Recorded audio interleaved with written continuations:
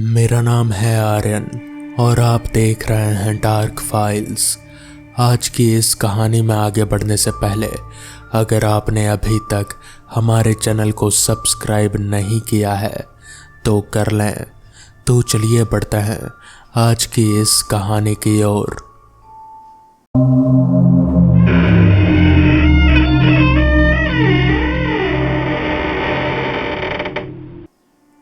मुकेश कोई खास आदमी नहीं था, ना बहुत अमीर ना बहुत पढ़ा लिखा।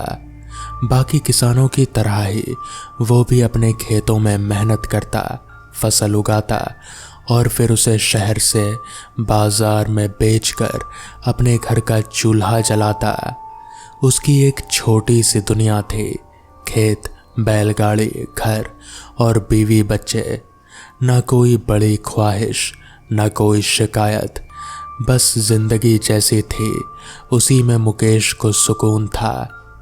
उस साल गेहूं की फसल अच्छी हुई थी।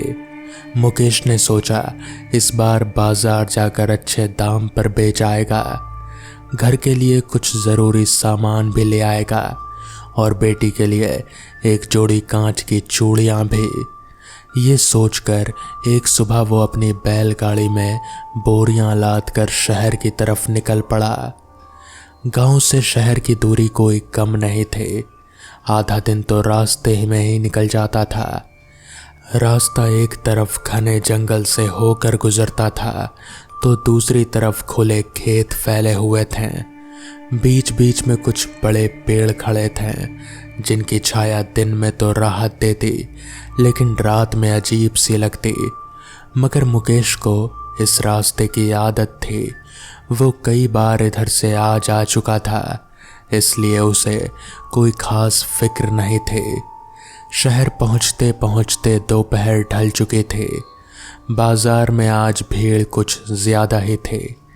हर तरफ किसान अपनी अपनी फसल लेकर आए हुए थे और आड़तियों के यहाँ लंबी लंबी लाइनें लगी थी। मुकेश भी एक लाइन में जाकर खड़ा हो गया। घंटों इंतजार के बाद जब उसका नंबर आया तब तक सूरज डूब चुका था और आसमान में हल्की लालिमा बाकी रह गई थी। फसल बिक गई, जेब में कुछ नोट आए, इस बात की हल्की सी खुशी थी मुकेश के चेहरे पर। उसने जल्दी जल्दी कुछ ज़रूरी सामान खरीदा, बेटी के लिए चूड़ियाँ ली और बैलों को हाँकते हुए वापस गांव की तरफ निकल पड़ा। उसे पता था कि रात होने तक घर पहुंचना मुश्किल है, लेकिन घर पर इंतज़ार करती बीवी और बच्चों का ख्याल आते ही उसने बैलों की रफ्तार थोड़ी तेज़ कर दी। जब तक मुकेश शहर की हद से बाहर निकला, अंधेरा पूरी तरह उतर चुका था। उस जमाने में गांव तक बिजली नहीं पहुंची थी, इसलिए रात होते ही चारों तरफ एक गहरा घना अंधेरा फैल जाता था। ऐसा अंधेरा जिसमें हाथ को हाथ सुझाई न दे। मुकेश के पास एक पुरानी बैटरी वाली टॉर्च थी जिसकी रोशनी अब कुछ कमज़ोर पड़ने लगी थी। उसके ऊपर चांद की हल्की सी चांदनी थी जो पेड़ों की डालियों से छनकर रास्ते पर बिखर रहे थे। रास्ता पूरी तरह सुनसान था, ना कोई घर ना कोई इंसान। एक तरफ घना जंगल अपनी खामोशी में डूबा खड़ा था तो दूसरी तरफ खेत अंधेरे में डूबकर एक काले समंदर जैसे लग रहे थे। बैलगाड़ी के पहियों की चूं-चूं और बैलों के गले में बंधी घंटियों की हल्की टुन-टुन के सिवा और कोई आवाज़ नहीं थी। कभी कभी कहीं दूर से सयारों की हुआ हुआ की आवाज़ आती या उल्लू के डरावनी आवाज़ रात के सन्नाटे को चीर जाती। मुकेश को इस खामोशी की आदत थी। उसने कई रातें इसी तरह अकेले गुजारी थी। फिर भी आज ना जाने क्यों उसके दिल में एक अजीब सी बेचैनी थी, एक ऐसा एहसास जिसे वो खुद भी समझ नहीं पा रहा था। शायद थकान थी, शायद दिन भर की भाग दौड़ का असर था। उसने इस ख्याल को झटक कर बैलों को धीरे से हाँका और आगे बढ़ता रहा। आधा रास्ता तय हो चुका था। चारों तरफ झींगरों की लगातार आवाज रात के सन्नाटे में एक तरह की लय बना रहे थे। और फिर अचानक वो आवाज रुक गई, पूरी तरह, एक ही पल में, मानो किसी ने जंगल की सांस रोक दी हो। मुकेश को यह अजीब लगा, मगर उसने ज्यादा ध्यान नहीं दिया। तभी उसे पीछे से कुछ आवाज सुनाई दी, जैसे कोई दौड़ते हुए चला आ रहा हो। पैरों की आहट, सांसों की हड़बड़ाहट और कुछ छनकने जैसी आवाज, जैसे कांच की चूड़ियां या पायल। मुकेश ने बैलों की रास खींची और पीछे मुड़कर देखा। दूर अंधेरे में कोई आकृति उसकी तरफ भागती चली आ रही थी। उसने टॉर्च उस तरफ घुमाई। रोशनी की पतली सी किरण में उसे एक औरत दिखाई दी। लाल साड़ी पहने, बाल बिखरे हुए, सांसें उखड़ी हुई। मुकेश को ये देखकर अजीब लगा। इतनी रात गए इस सुनसान रास्ते पर एक अकेली औरत, मगर डर से ज्यादा उसके मन में हमदर्दी जागी। उसने बैलगाड़ी रोक दी। वो औरत दौड़ते दौड़ते बैलगाड़ी के सामने आकर रुक गई।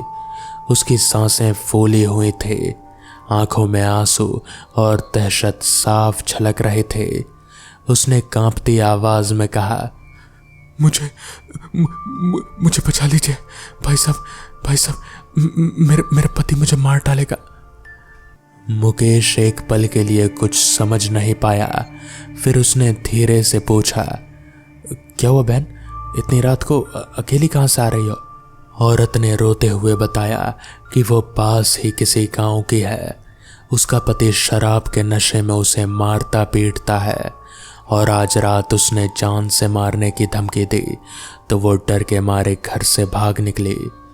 उसकी बातों में इतना दर्द था, इतनी सच्चाई से झलकती आवाज थी कि मुकेश को उस पर तरस आ गया। उसने सोचा, अपनी ही बहन बेटी जैसी है, इसे यहाँ अकेले कैसे छोड़ दूं। उसने बैलगाड़ी के पिछले हिस्से की तरफ इशारा करते हुए कहा, ठीक है बैठ जाओ, मैं गांव तक छोड़ देता हूँ, वहां से अपने रास्ते चली जाना। औरत ने हाथ जोड़कर शुक्रिया कहा और चुपचाप बैलगाड़ी के पीछे बोरियों के बीच बैठ गई। मुकेश ने फिर से बैलों को हाँका और गाड़ी आगे बढ़ चली। कुछ देर तक रास्ते में सिर्फ पहियों की आवाज और बैलों के खुरों की धमक सुनाई देती रही। मुकेश ने एक दो बार पीछे मुड़कर देखा। औरत चुपचाप बैठी थी, सिर झुकाए, अपने आंचल को कसकर पकड़े हुए। उसने सोचा, बेचारी कितनी डरी हुई है। थोड़ी देर बाद मुकेश ने हल्की सी बातचीत शुरू करने की कोशिश की। तुम्हारा गांव कौन सा है? औरत ने बस इतना कहा, यहीं पास में है, आगे बता दूंगी। आवाज में एक अजीब सी ठंडक थी, जैसे किसी कुएं की तह से आ रही हो। मुकेश ने इस पर ज्यादा गौर नहीं किया। रात का वक्त था, डरी हुई औरत थी, आवाज में कपकपी होना लाजमी था। मगर जैसे जैसे गाड़ी आगे बढ़ती गई, मुकेश को एक अजीब सी बेचैनी महसूस होने लगी। बैल, जो हमेशा एक लय में चलते थे, अब बार बार अपनी गर्दन हिला रहे थे, कान खड़े कर रहे थे, जैसे किसी अनदेखी चीज को भांप रहे हों। उनकी चाल में एक हिचकिचाहट आ गई थी। मुकेश ने उन्हें थपथपाकर शांत करने की कोशिश की, पर बैलों की आंखों में जो डर था वो साफ झलक रहा था। हवा भी बदल चुके थे। पहले जो रात ठंडी साफ हवा चल रहे थे, अब उसमें एक अजीब सी सीलन और भारीपन घुल गया था, जैसे किसी पुराने बंद कुएं के पास से गुजर रहे हों। कहीं दूर से बहुत धीमी सी किसी की हल्की सी हंसी की आवाज आई, मगर जब मुकेश ने ध्यान से सुना तो वो सिर्फ हवा की सरसराहट थी, या शायद नहीं भी थे। मुकेश ने खुद को समझाया कि ये सब उसके मन का वहम है। दिन भर की थकान, भूख और रात के सन्नाटे ने मिलकर उसके दिमाग में डर बैठा दिया है। उसने एक गहरी सांस ली और बैलों को आगे बढ़ाता रहा। तभी अचानक बैल एक झटके से रुक गए। इतनी अचानक कि मुकेश आगे की तरफ लुढ़कते लुढ़कते बचा। उसने हैरानी से देखा, बैल वहीं के वहीं खड़े थे, कांप रहे थे, मुंह से झाग निकल रहा था और आगे बढ़ने का नाम नहीं ले रहे थे। मुकेश ने रास खींची, चाबुक की आवाज की, मगर बैल टस से मस नहीं हुए। उसने टॉर्च आगे की घुमाई घुमाई और जो देखा उसके बदन में सिहरन दौड़ गई। रास्ते के बीचों बीच ठीक सामने एक आदमी खड़ा था, लंबा तगड़ा, हाथ में एक मोटी लाठी लिए हुए, बाल बिखरे, कपड़े मैले कुचैले। उसकी आंखें, मुकेश को वो आंखें कभी नहीं भूली, अंधेरे में भी जैसे लाल अंगारों की तरह दहक रहे थे। वो वहीं उसी जगह कब और कैसे आया, इसका कोई पता नहीं चला। ना कोई पदचाप सुनाई दी, ना कोई हलचल।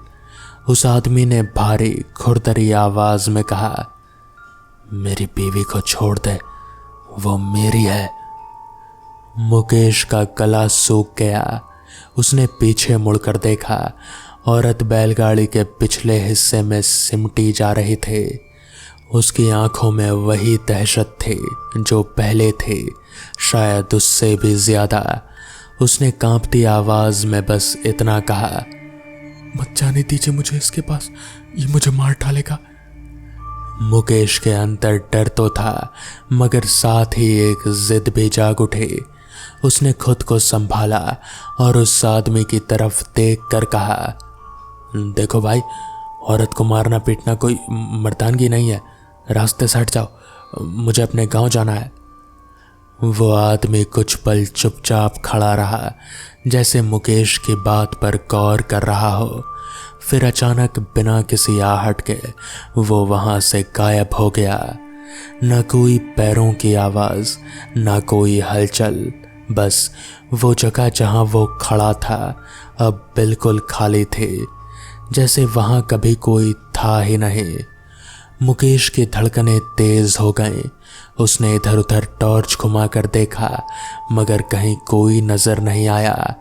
बैल अब भी कांप रहे थे, पर धीरे धीरे शांत होने लगे थे। मुकेश ने एक गहरी सांस ली और सोचा, शायद वो आदमी डर कर भाग गया या शायद अंधेरे में किसी झाड़ी में छुप गया। उसने पीछे मुड़कर औरत को देखा, वो अब भी वहीं बैठी थी, सिर झुकाए। मुकेश ने धीरे से पूछा, ठीक हो तुम? औरत ने सिर हिलाया, मगर कुछ बोली नहीं। मुकेश ने बैलों को फिर से हाँका और गाड़ी आगे बढ़ चली, मगर अब उसके मन में पहले जैसी सादगी नहीं रही थी। कुछ था जो खटक रहा था, कुछ ऐसा जो उसकी समझ से परे था। उसने सोचा, चलो जल्दी से अपने गांव पहुंच जाऊं, फिर इसे भी इसके किसी रिश्तेदार के यहाँ छुड़वा दूंगा। रास्ता अब भी उतना ही सुनसान था, मगर मुकेश को लगने लगा था कि वो जितना आगे बढ़ रहा है, रास्ता उतना ही लंबा होता जा रहा है। वो मोड़ जो पहले हर बार 10 मिनट में आ जाता था, आज पता नहीं क्यों नहीं आ रहा था। उसने सोचा, शायद रात के अंधेरे में रास्ता पहचानने में दिक्कत हो रही है। तभी उसकी नज़र औरत के पैरों पर पड़ी। टॉर्च की हल्की रोशनी में उसे कुछ अजीब सा दिखाई दिया। उसने ध्यान से देखने की कोशिश की। औरत की साड़ी का घेरा जमीन को छू रहा था, मगर उसके नीचे कोई पैर नहीं दिखाई दे रहे थे, बिल्कुल नहीं, जैसे वो हवा में बैठी हो। मुकेश का दिल एक पल को रुक सा गया। उसने अपनी आंखें मली, सोचा शायद रोशनी की कमी से ऐसा दिख रहा है। उसने फिर से टॉर्च की रोशनी सीधे उस तरफ डाली और इस बार उसने जो देखा वो उसे जिंदगी भर नहीं भूला। औरत के पैर थे मगर वो उल्टे थे, एड़ियां आगे की तरफ और पंजे पीछे की तरफ। मुकेश की सांसें अटक गई, उसके हाथ कांपने लगे, टॉर्च लगभग छूट ही गई। उसके दिमाग में गांव की बूढ़ी दादी नानी की कहानी की बातें घूमने लगी।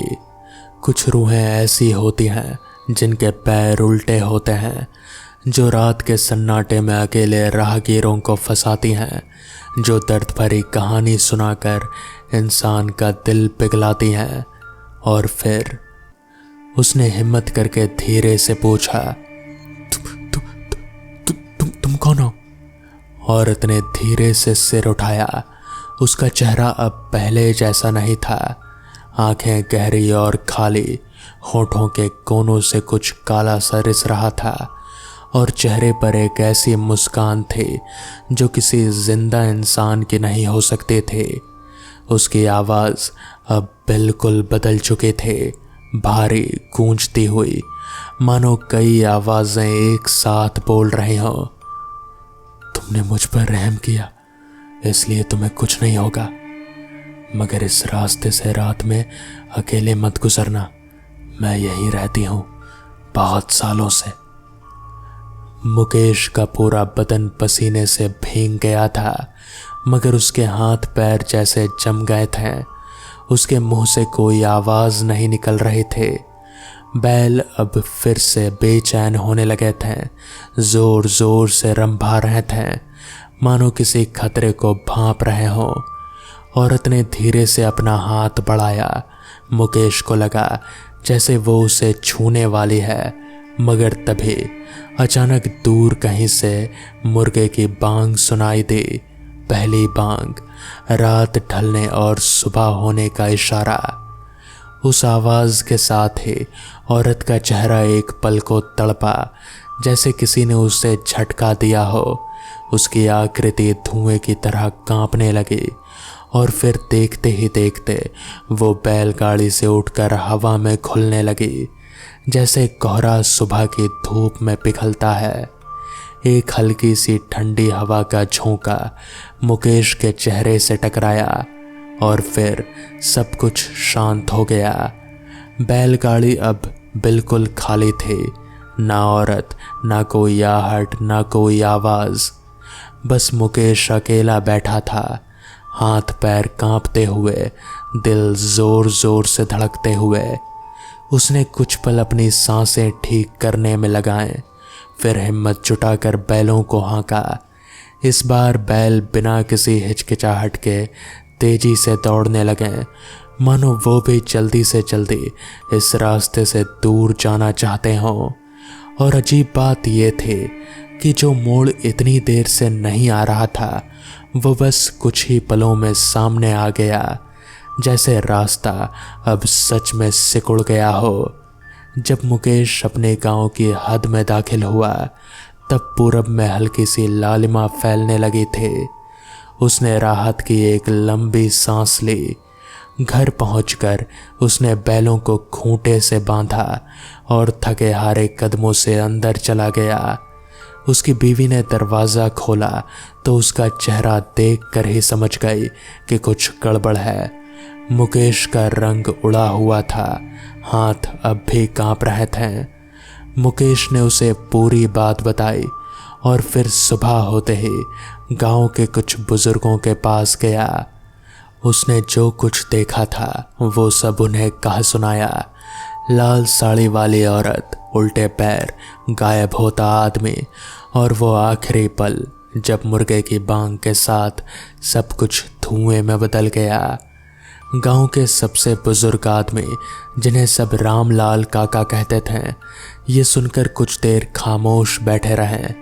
फिर उन्होंने एक लंबी सांस ली और बोले, तू बच गया, ये तेरी किस्मत अच्छी थी बेटा। उस रास्ते की कहानी मैंने भी अपने बाप से सुनी थी। रामलाल काका ने जो कहानी सुनाई वो आज से भी कई 60-70 साल पुरानी थे। उसी रास्ते के पास जहां अब सिर्फ खेत और जंगल फैला है, कभी एक छोटा सा गांव हुआ करता था। उस गांव में कमला नाम की एक औरत रहती थी। खूबसूरत, सीधी साधी, बेहद नेक दिल। उसकी शादी पास ही के एक रईस घराने में हुई थी, जहां उसका पति शराब और जुए का आदी था। शुरू से ही उसे शक था कि कमला का किसी और से नाता है। हालांकि गांव में कभी किसी ने ऐसी कोई बात नहीं सुनी थी। ये सिर्फ उसके शक और नशे का जहर था, जो धीरे धीरे उसके दिल में घर कर गया था। एक रात उसी सुनसान रास्ते पर, जहां आज मुकेश की मुलाकात उस साए से हुई थी, कमला के पति ने नशे में चूर होकर उस पर इल्ज़ाम लगाया, मारपीट की और आखिर में उसकी जान ले ली। उसकी लाश पास के एक सूखे कुएं में फेंक दी गई और गांव में ये कहानी फैला दी गई कि कमला किसी और के साथ भाग गई। मगर कुछ बूढ़ी औरतें कहती थी कि कमला की रूह को इंसाफ नहीं मिला। वो रूह आज भी उसी रास्ते पर भटकती है। हर उस रात जब अकेला कोई राहगीर वहां से गुजरता है, वो उसी मंजर को दोहराती है जो उसकी जिंदगी का आखिरी सच था। एक डरी हुई औरत अपने पति से जान बचाने की गुहार लगाती हुई।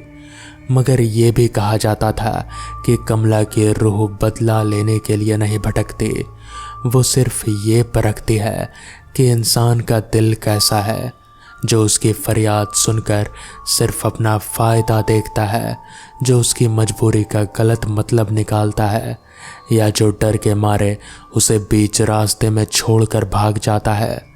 उसे वो रास्ता कभी अपने गांव तक वापस नहीं ले जाता। ऐसे कई लोगों की कहानियां गांव में दबी जुबान में सुनाई जाती थी।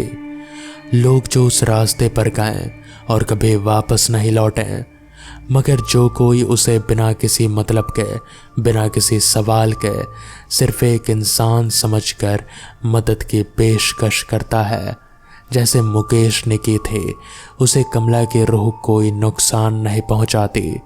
शायद इसीलिए क्योंकि वो नेकी, वो हमदर्दी वही चीज़ थी जो खुद उसे अपने आखिरी पलों में नसीब नहीं हुई थी। और वो आदमी जो लाठी लिए बीच रास्ते में आ खड़ा हुआ था, गांव वाले कहते थे कि वो कमला के कातिल पति की रूह है, जो आज भी उसी इल्ज़ाम और उसी गुस्से में चल रहा है। हर रात उसी मंजर को दोहराने पर मजबूर है, मगर कभी अपने मंशा में कामयाब नहीं होता, क्योंकि असली नेकी के सामने उसका गुस्सा बेबस हो जाता है। रामलाल काका ने अपनी बात खत्म करते हुए कहा, उस रास्ते पर रात को अकेले मत निकलना बेटा, और अगर कभी निकलना पड़े तो दिल साफ रखना। यही एक चीज़ है जो तुम्हें बचा सकती है। मुकेश ने उस दिन के बाद कभी रात में अकेले उस रास्ते से सफ़र नहीं किया, मगर जब भी गांव के बच्चे उससे उस रात की कहानी सुनाने की जिद करते हैं, वो एक गहरी सांस लेकर बस इतना कहता, कुछ रास्ते सिर्फ ज़मीन पर नहीं होते बेटा, कुछ रास्ते दिल से होकर गुजरते हैं। जिसका दिल साफ हो उसे कोई साया छू नहीं सकता। आज से 50 साल बाद भी गांव के बूढ़े लोग उस सुनसान रास्ते की बात करते वक्त अपनी आवाज़ धीमी कर लेते हैं, और कहा जाता है कि आज भी जब कोई अकेला राहगीर अमावस की रात उस रास्ते से गुजरता है, तो दूर से किसी की दौड़ती हुई आहट और चूड़ियों की हल्की खनक सुनाई दे जाती है, मानो कमला आज भी वहीं की वहीं है, किसी नेक दिल इंसान का इंतज़ार कर रही है। तो दोस्तों, ये थी आज की पहली कहानी। कैसी लगी आपको ये कहानी, मुझे कमेंट्स में ज़रूर बताएं। तो चलिए बढ़ते हैं आज की दूसरी कहानी की ओर। ये बात आज से तकरीबन 30 साल पुरानी है। उन दिनों गांव में बिजली के खंभे तो लग चुके थे, मगर बिजली कभी कभार ही आती थी। फोन का तो नामो निशान नहीं था, सिवाय शहर के पोस्ट ऑफिस के, जहां एक अदद लैंडलाइन हुआ करते थे। ऐसे जमाने में चंदन पूरे गांव का इकलौता शख्स था जिससे शहर में सरकारी नौकरी मिली हुई थी। तहसील दफ्तर में क्लर्क की नौकरी, मगर सरकारी मुहर वाली नौकरी, और गांव में इसी बात की बड़ी इज्जत थी। चंदन की अभी अभी शादी हुई थी। बीवी का नाम कमला था, यही कोई 19-20 साल। ब्याह को अभी 4 महीने ही हुए थे और उस घर में अभी भी वो ताज़ी ताज़ी मोहब्बत वाली खुशबू बाकी थी जो हर नए जोड़े के घर में कुछ बरस के लिए बस जाती है। उस रोज़ दफ्तर में कुछ काम ज़्यादा ही था। तहसीलदार साहब किसी सर्वे की रिपोर्ट मांग रहे थे और चंदन को उस रात तक पूरा करना पड़ा। जब वो दफ्तर से निकला तब रात के करीब 9:30 बज चुके थे। उन दिनों 9:30 बजे का मतलब आधी रात होता था। बाजार बंद, सड़कें सुनसान और घरों की बत्तियां भी एक एक करके बुझती जा रही थे। चंदन को मालूम था कि कमला घर पर इंतजार कर रही होगी, परेशान भी होगी, क्योंकि उसे खबर करने का कोई जरिया नहीं था। उसने जल्दी से अपनी बाइक निकाली और गांव की तरफ चल पड़ा। रास्ते में अभी इक्का दुक्का दुकानें खुली हुई थी।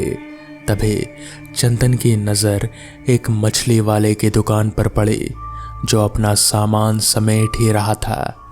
चंदन को अचानक याद आया कि कमला कई दिनों से मछली खाने की बात कर रहे थे। बार बार कहते थे, अगर अगली बार शहर जाओ तो मेरे लिए मछली ले आना।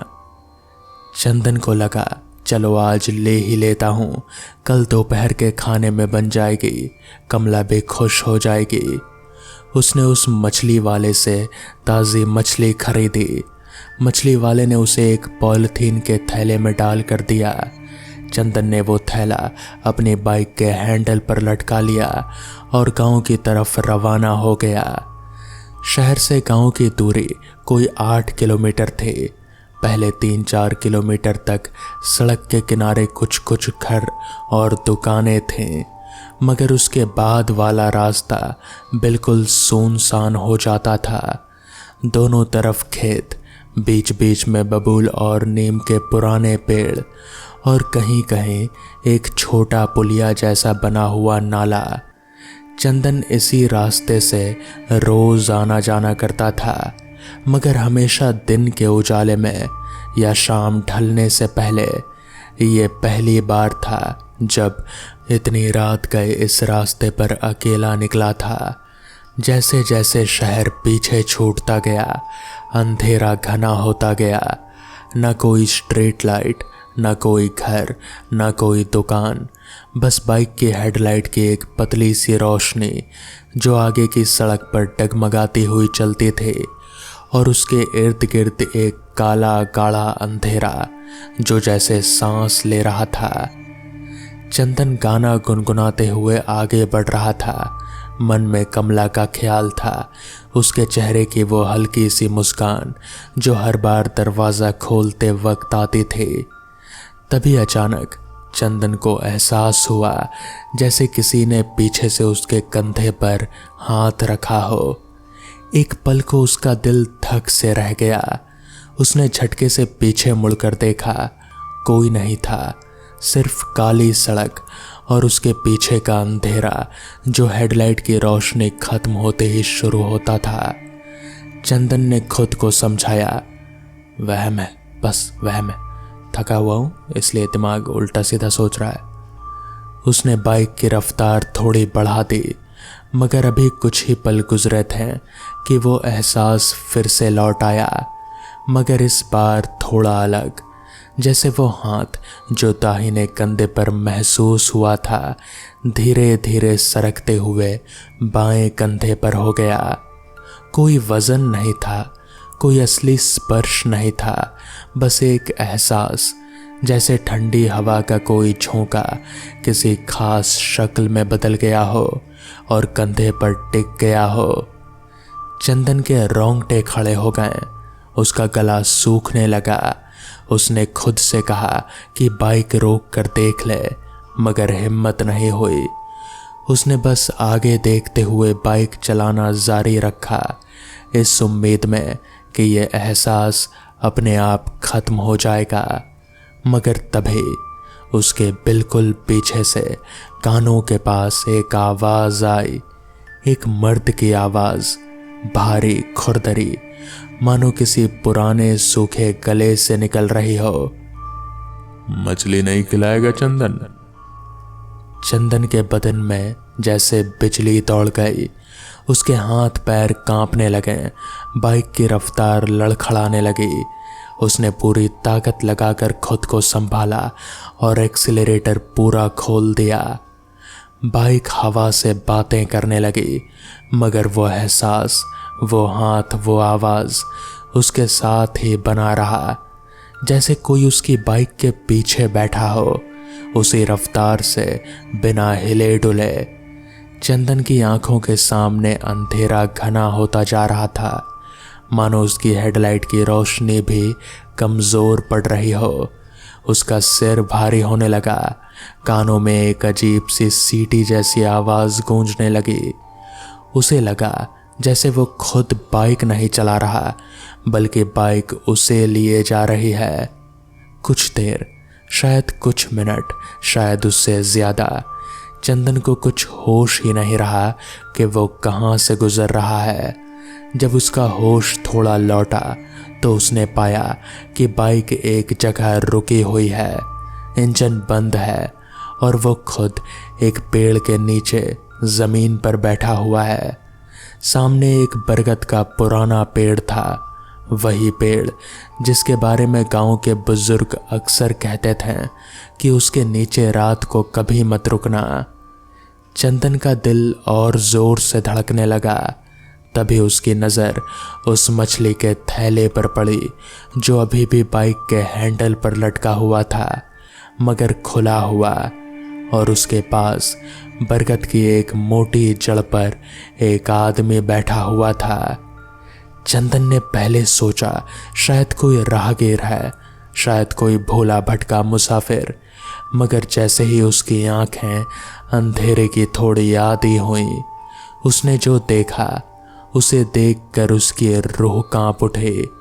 वो आदमी, अगर उसे आदमी कहा जा सकता था, मछली के थैले में हाथ डाले हुए था और कच्ची मछली को मुंह में भर भर कर खा रहा था, जानवरों की तरह, बिना किसी तरतीब के, बिना किसी शऊर के। उसके मुंह से चबाने की आवाज आ रही थी, गीली घिनौनी आवाजें, जैसे कोई भूखा कुत्ता हड्डी चबा रहा हो। उसके होठों के किनारों से कुछ काला सा गाढ़ा तरल बह रहा था, जो चांदनी की हल्की रोशनी में स्याही जैसा दिख रहा था। उसका शरीर इंसानों जैसा था, मगर कुछ बातें ठीक नहीं थी। उसकी गर्दन जरूरत से ज्यादा लंबी लग रही थी।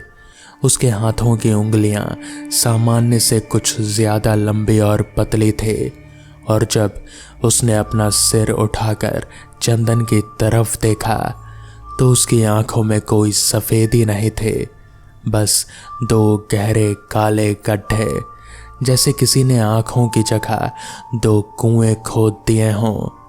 चंदन की सांसें थम गई, उसका जिस्म पत्थर हो गया, हिलने की ताकत नहीं रही। वो आदमी, वो साया, वो जो कुछ भी था, मुस्कुराया, एक ऐसी मुस्कान जिसमें इंसानी होंठ तो थे, मगर उसके पीछे कुछ और ही झलक रहा था। दांत नहीं, बल्कि नुकीली टेढ़ी मेढ़ी हड्डियों जैसी कोई चीज। बहुत दिनों से इंतजार था, वो साया बोला। उसकी आवाज अब पहले से भी ज्यादा गहरी और भारी थी, मानो जमीन के अंदर से आ रही हो। तेरे गांव से कोई इतनी रात को इस रास्ते पर नहीं गुजरता। आज तू आ गया और साथ में मछली भी ले आया। अच्छा किया चंदन। चंदन की जुबान तालू से चिपक गई थे। उसके मुंह से कोई आवाज नहीं आ रहे थे। उसने बस अपनी आंखें बंद कर ली, इस उम्मीद में कि शायद ये कोई बुरा सपना है, और आंखें खोलते ही वो अपने घर के बिस्तर पर होगा। मगर जब उसने आंखें खोली, वो साया अब भी वहीं था, बल्कि अब वो खड़ा हो गया था और धीरे धीरे चंदन की ओर आ रहा था। उसके पैरों की आवाज जमीन पर नहीं पड़ रहे थे, जैसे वो चल नहीं रहा था बल्कि हवा में सरक रहा था। चंदन के दिमाग में बस एक ही ख्याल था, कमला। अगर आज वो घर नहीं गया, कुछ हो गया तो कमला का क्या होगा। उसी ख्याल ने उसके अंदर एक आखिरी ताकत जगा दी। उसने अपनी सारी हिम्मत समेटी और जैसे ही वो साया उसके बिल्कुल करीब आया, चंदन ने अपने जेब में रखी माचिस निकाली। वही माचिस जो वो बीड़ी जलाने के लिए हमेशा साथ रखता था, और एक तीली जलाकर उस साए की तरफ फेंक दी। माचिस की वो छोटी सी लौ हवा में उड़ती हुई साए के करीब पहुंची, और जैसे ही वो उसके बदन को छुई, साया एक भयानक चीख के साथ पीछे हट गया। वो चीख इंसानी नहीं थे, वो किसी जानवर के दर्द की चीख जैसी थे, मगर उसमें कुछ और भी मिला हुआ था, कुछ ऐसा जो चंदन ने अपनी जिंदगी में कभी नहीं सुना था। उस चीख के साथ ही चंदन का होश जैसे लौट आया। उसने बिना एक पल गवाए अपनी बाइक की तरफ छलांग लगाई, उसे किक मारी। एक बार, दो बार, तीसरी बार में बाइक स्टार्ट हुई और बिना पीछे मुड़े पूरी रफ्तार से वहां से भाग निकला। रास्ते भर उसे ऐसा लगता रहा जैसे कोई उसके पीछे दौड़ रहा है। कोई आवाज उसके कानों में गूंज रही है, मछली नहीं खिलाएगा चंदन, फिर मिलेंगे। मगर चंदन ने पीछे मुड़कर नहीं देखा। उसने बस आगे देखा और बाइक भगाता रहा जब तक कि उसे दूर अपने गांव की पहली बत्ती नजर नहीं आई। जब चंदन अपने घर के सामने पहुंचा तो उसकी हालत देखने लायक थी। कपड़े पसीने से तरबतर, चेहरा सफ़ेद पड़ा हुआ, हाथ अब भी कांप रहे थे। कमला जो दरवाजे पर ही बैठी उसका इंतज़ार कर रहे थे, उसे इस हालत में देखकर घबरा गई। क्या हुआ? इतनी देर कैसे हो गई और यह हाल कैसे बना तुम्हारा? कमला ने पूछा। उसकी आवाज़ में फिक्र साफ झलक रहे थे। चंदन कुछ देर बोल नहीं पाया। वो बस दरवाजे की चौखट पकड़कर खड़ा रहा, हाँफता हुआ। फिर धीरे धीरे उसने सारी बात कमला को बताई। मछली खरीदना, वो हाथ का एहसास, वो आवाज़, वो साया और वो खौफनाक मंजर बरगद के पेड़ों के नीचे। कमला का चेहरा भी डर से सफ़ेद पड़ गया। उसने चंदन को अंदर खींचा, दरवाज़ा बंद किया और रात भर उसके पास बैठी रही, उसे ढाढ़स बंधाती रही। अगली सुबह जब चंदन की हिम्मत हुई तो वो गांव के सबसे बुजुर्ग आदमी पंडित रामेश्वर जी के पास गया। पंडित जी ने उसकी सारी बात सुनी और उनका चेहरा गंभीर हो गया। वो बरगद का पेड़, उसके बारे में बहुत पुरानी कहानी है। बरसों पहले उसी जगह एक मछुआरा रहता था जो रात बिरात उस रास्ते से मछली बेचकर घर लौटता था। एक रात कुछ डाकुओं ने उसे लूटने की कोशिश की और जब उसने मछलियां देने से इनकार किया तो उन्होंने उसे बेरहमी से मार डाला। उसकी लाश उसी पेड़ के नीचे फेंक दी।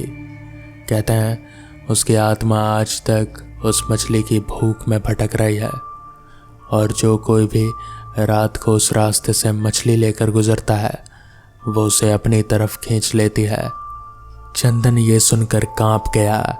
उसी दिन से उसने कसम खा ली कि चाहे कुछ भी हो जाए वो कभी रात के वक्त उस रास्ते से मछली लेकर नहीं गुजरेगा और सिर्फ खुद ही नहीं, उसने गांव के बाकी लोगों को भी ये बात बताई ताकि कोई और भी उस मनहूस तजुर्बे से ना गुजरे। बरसों बाद भी जब गांव में कोई नया शहर से नौकरी करने जाता, बुजुर्ग उसे यही नसीहत देते हैं, रात बेरात उस रास्ते से अकेले मत जाना, और अगर जाना पड़े तो मछली, मांस, ये किसी भी तरह की महक वाली चीज़ साथ में मत ले जाना, पता नहीं कौन तुम्हारे पीछे चल पड़े। अब चाहे आप इसे अंधविश्वास माने या लोक कथा, मगर हमारे बड़े बुजुर्ग जो बातें बताते आए हैं उनके पीछे अक्सर कोई ना कोई वजह ज़रूर होती है। रात के सुनसान रास्तों पर, खासकर जंगल या खेतों के बीच से गुजरने वाली सड़कों पर, मछली या मांस जैसी तेज़ महक वाली चीज़ें लेकर जाना कई वजहों से खतरनाक माना जाता है। पहली वजह तो बिल्कुल व्यवहारिक है। मछली और मांस की तेज गंध जंगली जानवरों, खासकर कुत्तों, सयारों और कभी कभी बड़े जानवरों को आकर्षित कर सकती है। सुनसान रास्ते पर अकेले होना और ऊपर से कोई ऐसी चीज़ साथ होना जो जानवरों को अपनी तरफ खींचे, अपने आप में एक बड़ा खतरा है। दूसरी वजह है सुनसान और अंधेरे रास्तों का अपना खतरा। चाहे वो भूत प्रेत की कहानियाँ हो या फिर ना हो, मगर ऐसे रास्तों पर असामाजिक तत्वों, लुटेरों या नशेड़ी लोगों का होना बहुत आम बात रही है। खासकर पुराने ज़माने में जब पुलिस ना तो गश्त लगाती थी, ना रोशनी का इंतज़ाम था। ऐसे रास्तों पर अकेले देर रात कोई भी सामान लेकर जाना, चाहे वो मछली हो या पैसा, जोखिम भरा होता है। तीसरी वजह मनोवैज्ञानिक है। सुनसान, अंधेरे, डरावने माहौल में अकेले इंसान का दिमाग खुद ही डरा होता है और थकान के मारे वो ऐसी चीज़ें महसूस करने लगता है जो शायद असल में ना भी हों, मगर उस पल में वो बिल्कुल सच्ची लगती हैं। यही वजह है कि बुजुर्ग हमेशा कहते थे कि रात को अकेले, खासकर डरावने या सुनसान रास्तों से गुजरने से बचना चाहिए, और अगर गुजरना ही पड़े तो जल्दी से और सतर्क होकर गुजरना चाहिए, बिना किसी फालतू चीज़ के बोझ या खुशबू के जो अनचाहा ध्यान खींचे, चाहे वो ध्यान किसी जानवर का हो या किसी बुरे इंसान का या आपकी अपनी ही कल्पना का। तो अगली बार जब आप किसी सुनसान अंधेरे रास्ते से गुजरें तो ये कहानी याद रखिएगा, और हो सके तो मछली घर के करीब से ही खरीद लीजिएगा। तो दोस्तों, ये थी आज की कहानियाँ। कैसी लगी आपको ये कहानियाँ मुझे कमेंट्स में ज़रूर बताएं। तो मैं आपका दोस्त आर्यन जल्द ही मिलूँगा आपसे ऐसी ही किसी नई कहानी के साथ। तब तक के लिए अपना ख्याल रखें और देखते रहें डार्क फाइल्स।